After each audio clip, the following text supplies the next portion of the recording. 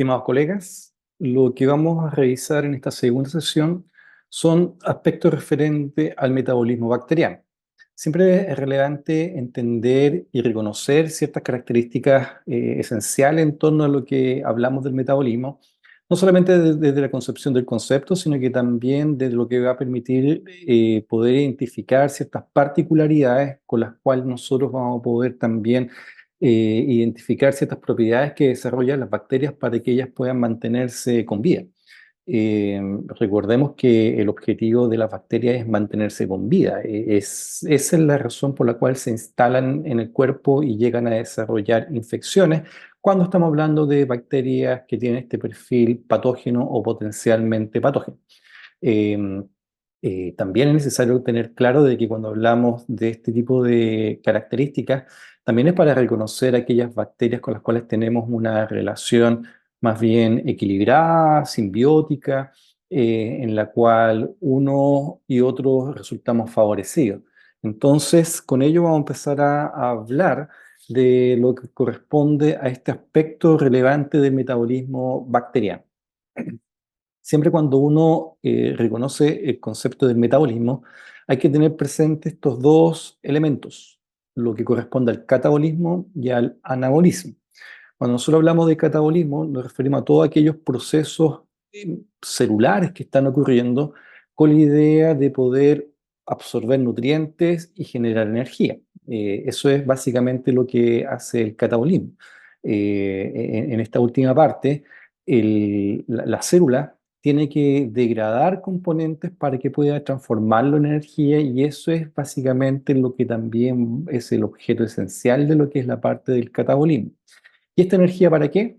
Para vivir, para crecer. Y cuando hablamos de crecimiento, hablamos de anabolismo. Entonces, anabolismo es la capacidad más bien de crear, de generar los componentes que le sean suficientes también para cumplir con las características y las particularidades propios de su vida, es decir, aspectos morfológicos, anatómicos, estructurales, que permiten entonces que la bacteria pueda entonces desarrollarse en el ambiente en el cual está instalado.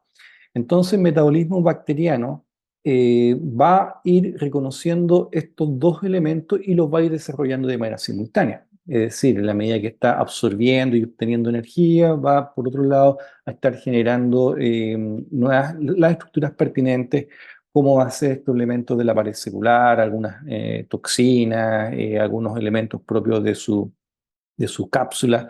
Entonces, esto es lo que nosotros deberíamos tener dentro de referencia al momento de caracterizar estos conceptos dentro de lo que implica el metabolismo puramente tal. Cuando nosotros estamos hablando de el catabolismo, se reconocen básicamente cinco pasos, ¿cierto? Esto va a depender siempre del texto que estemos revisando. Y en ello va a ser tan esencial como aquellas bacterias que van a tener la capacidad quimiotáctica para ir a dirigirse, que va a ser el primer paso, para que después entonces pueda cumplir con el proceso de digestión.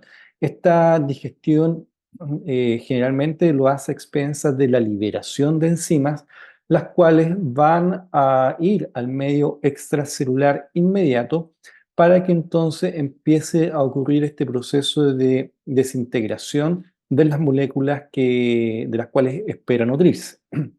Entonces es interesante esto porque las bacterias, al ser estructuras orgánicas vivas, que podríamos decir, entre comillas, cuasi rudimentarias, lo cierto es que el proceso lo inicia liberando sus enzimas. Y esto también debemos rescatarlo dentro de lo que implica el proceso infeccioso, porque cuando tenemos una bacteria instalada ya a nivel tejido conectivo, la digestión va a tener por finalidad de destruir el medio extracelular, el tejido conectivo, va a requerir de colagenasas y otras proteasas que al final buscan también contribuir a la nutrición de la bacteria. Entonces, ya es interesante este proceso de digestión que es esencialmente extracelular, y a partir de ello entonces utiliza este tipo de elementos.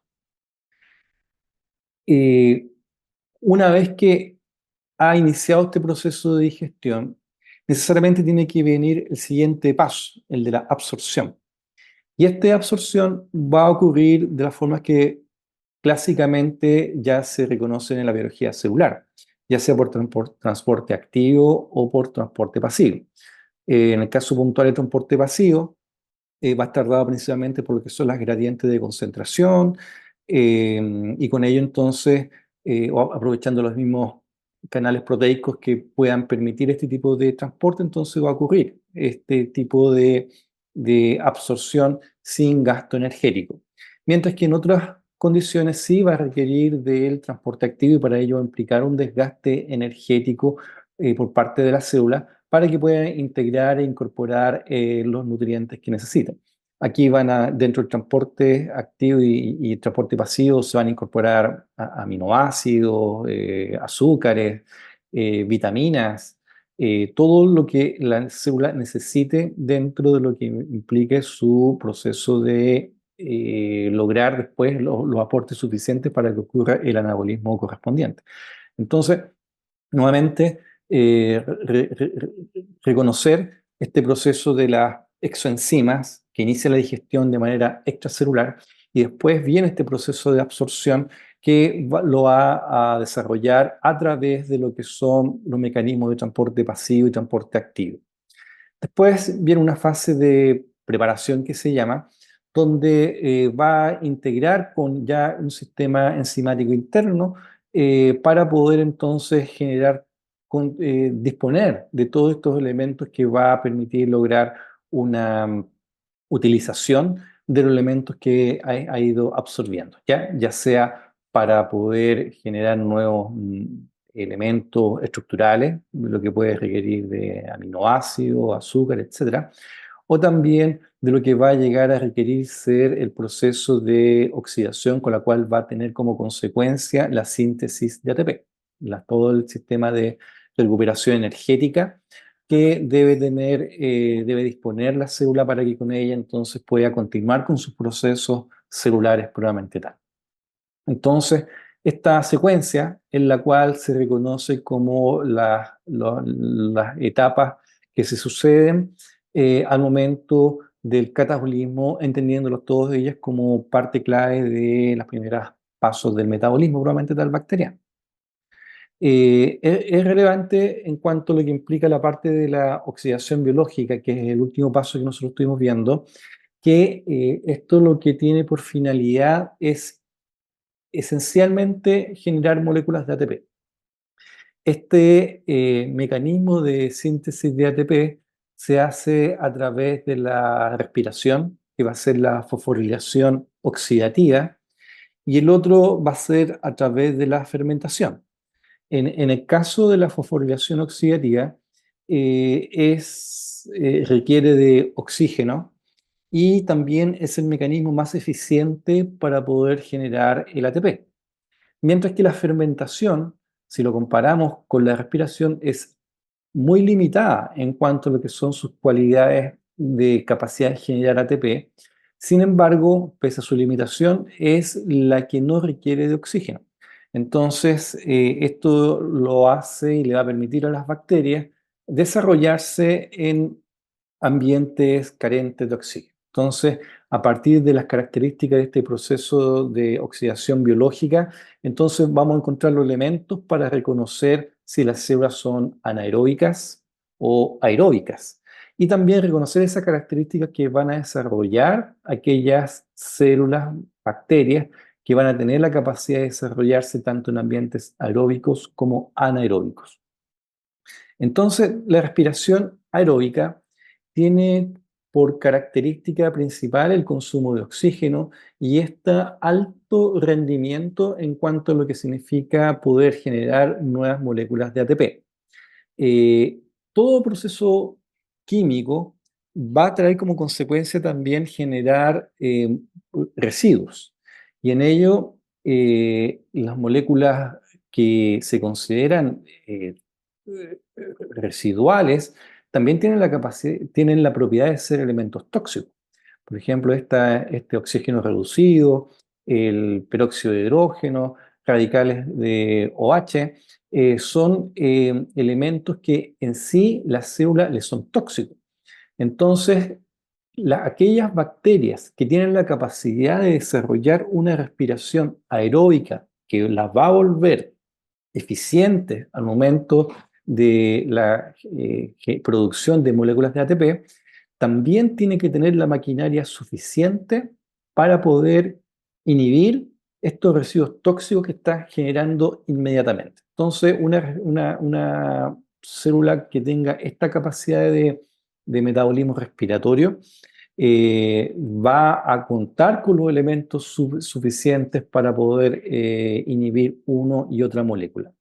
En el caso aquel óxido reducido, las bacterias aeróbicas tienen una enzima que se llama superóxido bismutasa, con la cual va a convertir ese oxígeno reducido en agua oxigenada.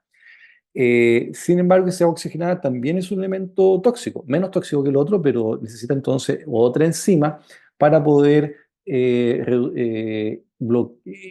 eliminar esta molécula, este componente de óxido, que ya sería una célula como las catalasas o peroxidasas, que van a poder transformar esa molécula en agua probablemente tal.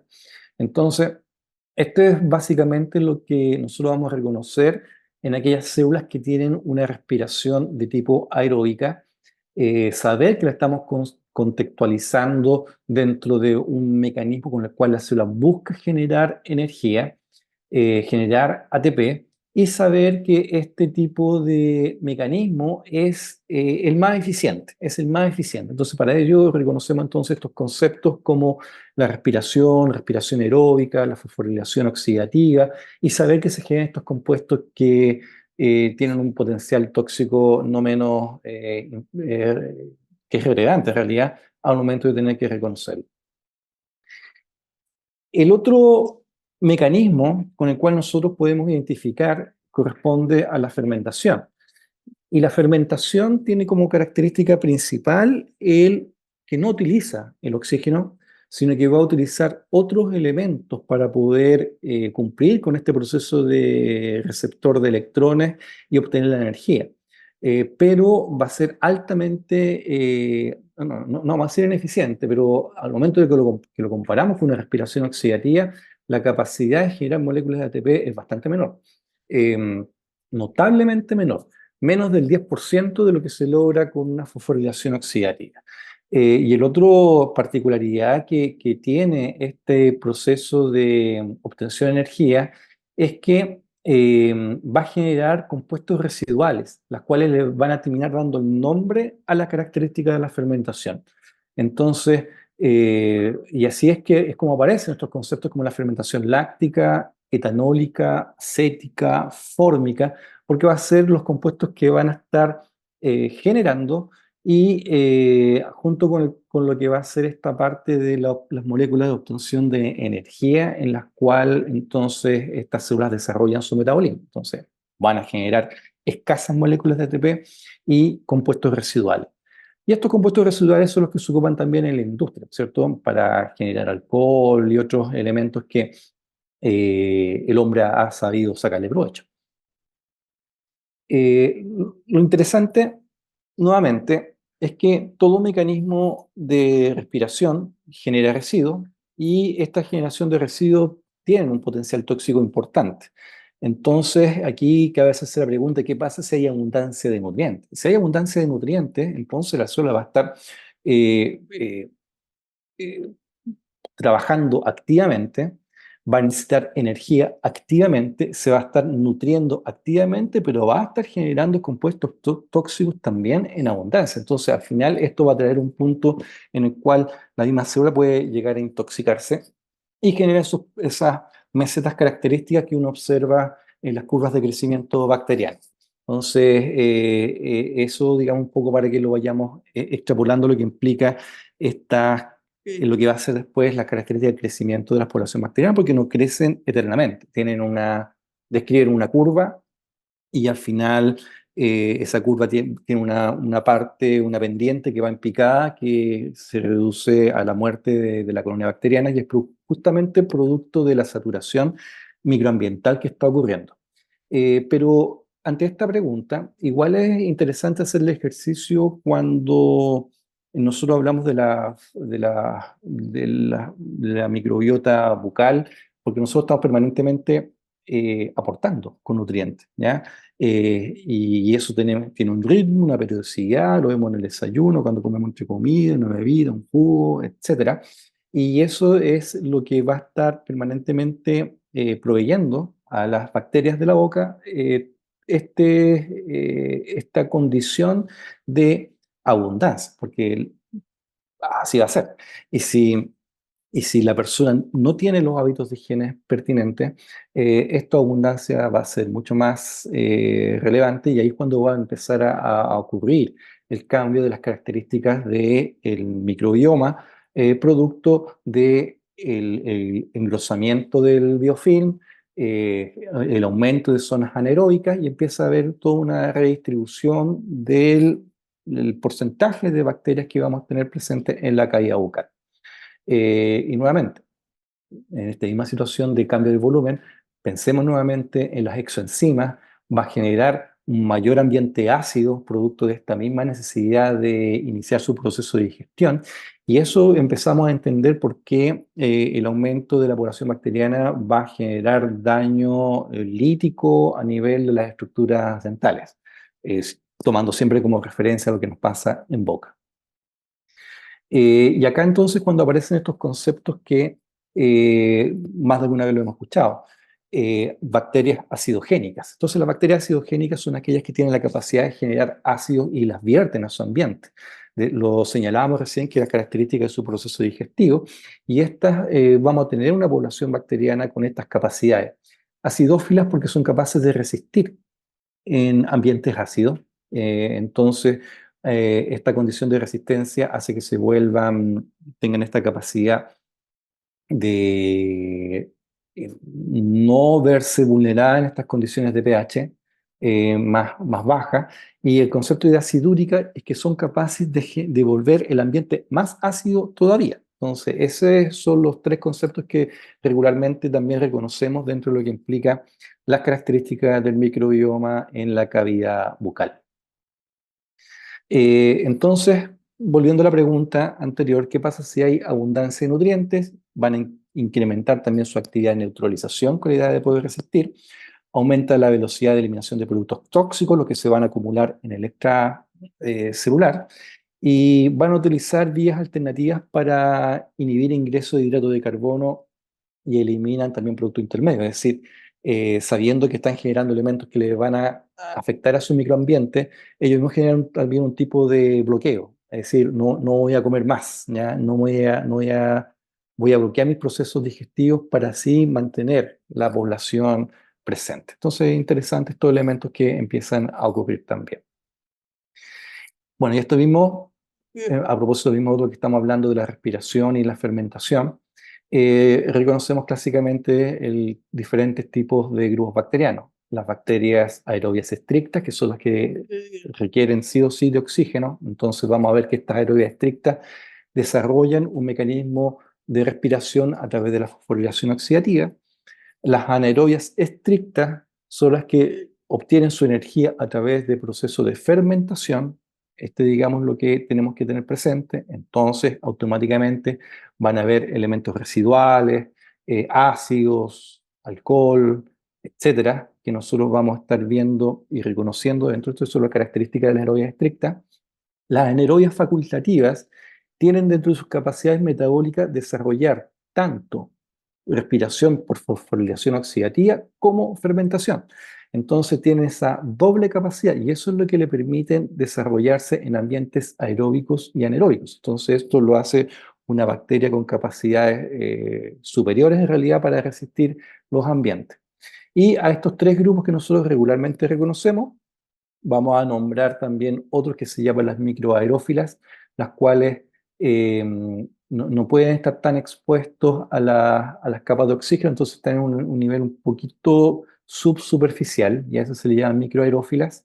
El otro corresponde a las anaerobias aerotolerantes, a las cuales pueden resistir el oxígeno, pero no desarrollan mecanismos de respiración de fosforilación oxidativa. Y las anaerobias moderadas, las cuales en realidad ellas sí se ven bloqueadas por el oxígeno. Entonces, ellas tienen más un perfil de anaerobia estricta, em, pero pueden tener este cierto nivel de tolerancia, pero o sea, de este nivel más bien están bloqueadas por el oxígeno en sí. Entonces, eso, digamos, para que vayamos reconociendo estos diferentes grupos con los cuales nosotros podemos identificar de acuerdo a las características de su metabolismo y cómo las células al final están desarrollando su mecanismo de obtención de energía. Bueno, pasando ya al área del anabolismo, eh, siempre vamos a ver que van a estar generando y sintetizando materiales constitutivos desde los productos que están procesando y de la energía que están obteniendo. Entonces, con ello les permite generar nuevos elementos. Y de los azúcares, por ejemplo, van a formar lo que va a ser la cápsula, la glucosa también intracelular, y de los elementos proteicos van a conformar sus componentes estructurales. Entonces, hay que reconocer que parte de estos componentes también están las exoenzimas, las exotoxinas, compuestos que van a actuar como inmunomoduladores, la vitamina K también y B, que por eso son relevantes en nuestra relación simbiótica, y también pueden ser incluso pigmentos o productos antibióticos. Entonces, esto es bastante diverso, bastante heterogéneo. No todas las células desarrollan todo este tipo de elementos, algunas van a desarrollar más unos que otros francamente se van a especificar en algunos elementos, pero hay que entender que todo esto es parte del anabolismo bacteriano. Entonces, el anabolismo implica reacciones de síntesis de constituyentes bacterianos, elementos funcionales, patogénicos, ecológicos y beneficiosos también para el hospedador, siempre guardando las particularidades que van a tener un tipo bacteriano por sobre otro. No todos van a cumplir con todas las funciones, pero sí reconocer que esto es parte de lo que se reconoce como el anabolismo. Entonces, cuando vemos todos estos plásmidos, flagelos, elementos presentes en la cápsula, todo eso la célula tuvo que generarlo. Entonces, para generarlo, obviamente, la vía es anabólica. ¿Y de dónde obtiene? Bueno, de los procesos catabólicos. De ahí obtiene los elementos para las piezas probablemente tal, las genera también, y el gasto energético para que pueda llegar a contribuir. Entonces, y nuevamente recordando estos elementos que vimos en la sesión pasada, en los gram positivos, peptidoglicano, ácido teicoicos, lipoteicoicos, polisacáridos, proteínas, todo esto la célula tiene que generar. Ejemplo de gram positivo, el Staphylococcus aureus. En el caso de los gram negativos, peptidoglicano, membrana externa, interna, polisacáridos, ejemplo de gram negativa, la Escherichia coli. Y ahí pusimos los colores de manera exprofeso. Aquí hablábamos lo de las curvas de crecimiento. Entonces, la curva de crecimiento tiene básicamente esta estructura. Entonces, esto también nos deja en evidencia de que las bacterias no crecen ad eternum, sino que tienen etapas. Hay una fase de latencia, que de acuerdo, siempre depende del tipo bacteriano, pero se describe que puede extenderse entre 0 y 7 horas. Una fase exponencial, donde crece por las características del tipo de multiplicación que tienen, crecen de manera exponencial, 2, 4, 8, etc. Y después tenemos la parte estacionaria, y aquí hay bacterias que se siguen multiplicando, pero empiezan a morir bacterias. Entonces, y esto es lo que empieza a ocurrir, se empiezan a acumular em, residuos, células muertas con estos ambientes también acumulando los residuos que ocurren del proceso metabólico, y después al final empieza a morir la misma colonia bacteriana. Entonces esto es realmente interesante para tenerlo presente. Y acá, de acuerdo a lo que hemos estado hablando nosotros en la primera y segunda sesión, entonces podemos categorizar y reconocer las bacterias con estas 5 categorías. Obviamente hay mucho más, pero esto ya son cosas que podemos empezar a reconocer. Las Gram, cómo responde a la atención de Gram, las características de su metabolismo para obtener energía, los factores de virulencia, la forma, y el mecanismo en el cual se agrupan. Entonces, por eso podemos reconocer que las Bellonella, que son especies que a nosotros nos suenan regularmente cuando estamos abordando capítulos en torno a la microbiología, que son gram negativas, anaerobias facultativas, pero sabemos que van a producir sus LPS, son formas cocáceas y que se agrupan de manera de diplococos. Si revisamos la actinomyces, son gram positivas, también anaerobias facultativas, son formas bacilares, y el estreptococos, que son gram positivos, anaerobias facultativas, cocos, y que se agrupan de manera en cadena. Entonces, si agrupamos estos tres tipos de bacterias, nos vamos a dar cuenta, mira lo que pasa con la respiración, anaerobias facultativas, es decir, son capaces de obtener energía con el oxígeno y son capaces de hacer fermentación. Y esto es lo característico de nuestra flora microbiana. Entonces, por eso las particularidades de lo que implica una infección por este tipo de bacterias, que son polimicrobianas y que tienen estas capacidades, van entonces a ser un grupo especialmente un grupo especialmente particular para desarrollar las infecciones de tipo odontogénicas, y sabiendo que siempre van a ser de naturaleza polimicrobiana, ¿ya? Pero nuevamente, recordar siempre este tipo de condición, porque vamos a tener una microbiología mm, por superficies, por cuadros patológicos, y eso va a ir enriqueciendo también las características del microbioma. Pero ya con esta enumeración que estamos haciendo, podemos ya entonces ir identificando qué significa esta diversidad, qué particularidades tiene, y con ello entonces poder tener un mejor reconocimiento de las bacterias con las cuales nosotros regularmente estamos coexistiendo, trabajando, controlando, conviviendo, y a veces tratando de eliminarlas. Cualquier duda, cualquier comentario, al correo electrónico, o bien lo conversamos en la próxima sesión. Saludos y que estén muy bien.